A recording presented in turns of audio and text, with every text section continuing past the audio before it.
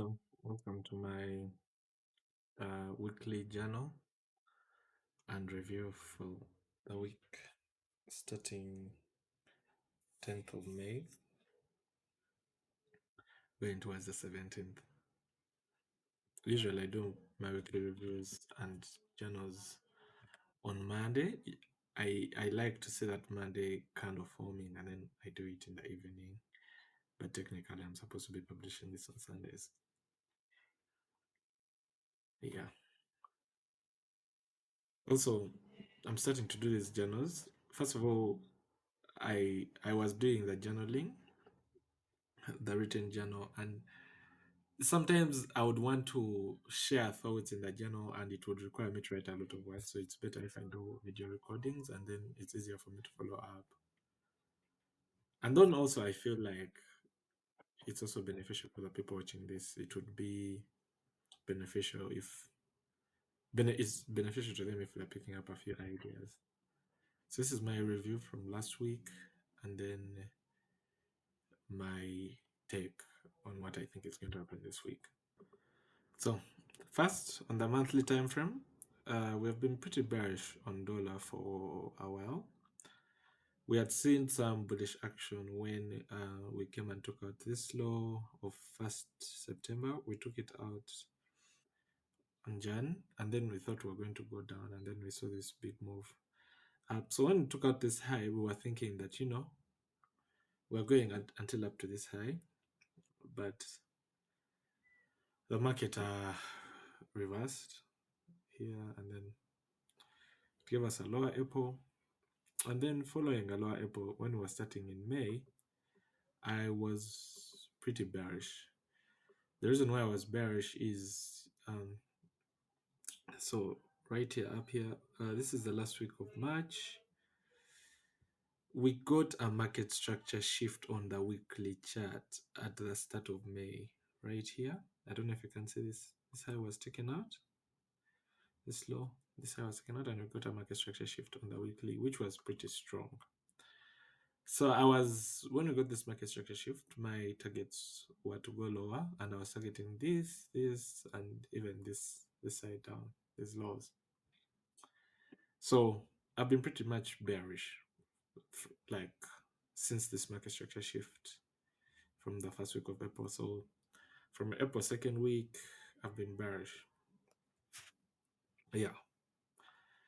So going back to that is a monthly chart. So going to the weekly. Now going to the weekly, we were bearish. Now I have to note that this week here that you see here, trading view had an error. This candle wasn't really a high because it only appeared on trading view and it didn't appear elsewhere. This is Capitocom and this is the candle right here. This high wasn't really there, you know. And the reason why I used Capitocom and other data providers is because like TradingView is the only one that had such a big, a big candle like this, and it was the only one. So I considered that this was probably an error in the data or something. So I was using Capitocom, uh, the DXY of Capitocom. So also one thing that you can notice is this market structure shift that happened right here. Um, I think I talked about this in previous like last week's. Actually, if you look at last week's trading idea, I'd said I was bearish because of mainly this market structure shift and how I was waiting for this to be tapped, this FAG to be tapped in order to go lower, and that's what we got. Um, yeah. So starting the week, this was a Friday. This was Friday of that week. I was really looking at this FAG that I marked here, and I was hoping for the market to come into this FAG, give us a 1 hour structure shift or a market structure shift or a 4 hour market structure shift, and then I was going to capitalize on that to go down. And my targets, as I was targeting this, but I was pretty cautious that I really wanted to hit the easiest targets, you know. And my target was just these two levels marked here. So I'm going to go back to the TVC chart so that you can see because Zana was using mostly at the time. So I had marked out just this low, which was a Friday low, and this low, because I thought these were easy targets. But then even this low is still there. It was still marked out. But for me, I was okay with going out of the market after hitting these lows and taking my profits, and that's what I did. So going into the week, I was expecting this FEG. Let me mark it here. To offer us the rejection to the downside, which happened. And I had a trade idea. Um, it was right here. I remember catching this trade um, right here. I entered it here. I entered it quite early, right? Uh, it was right here. I don't know if you can see the market structure shift on the 1 hour. Let me just zoom in a bit. Yeah, so the market structure shift was on the 1 hour right there. Let me zoom in. So when the market, you know, went up on Tuesday, it gave us a market structure shift right here. I entered my first position, stop loss above here, and I literally just targeted these two lows, this one and this one. So my first take profit was here. I took off partials and then I took off more partials here. And this enabled me to finish my phase one. I was doing a phase one with funding pips. And this move, I managed to finish my phase one. I did 6% last week. So I managed to finish my phase one on this week, on this candle, sorry. So when that happened, I got out, I was done for the week. I wanted to rest, prepare on how to do phase two. And yeah.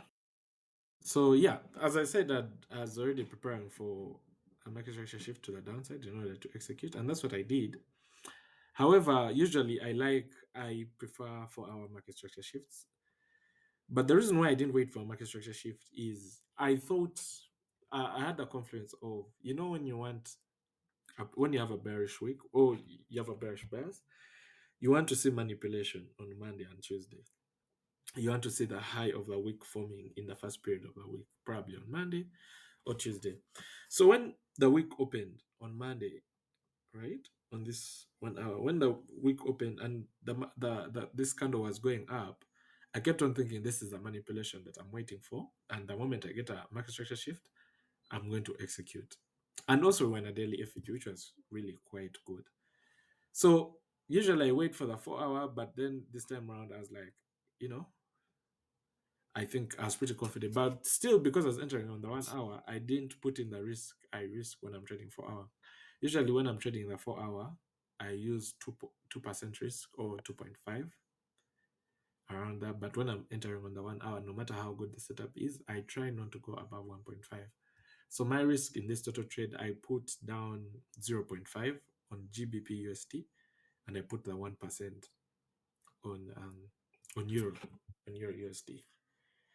Yeah, so that's how I entered the trade. So when on that particular day, I was waiting for the market structure shift.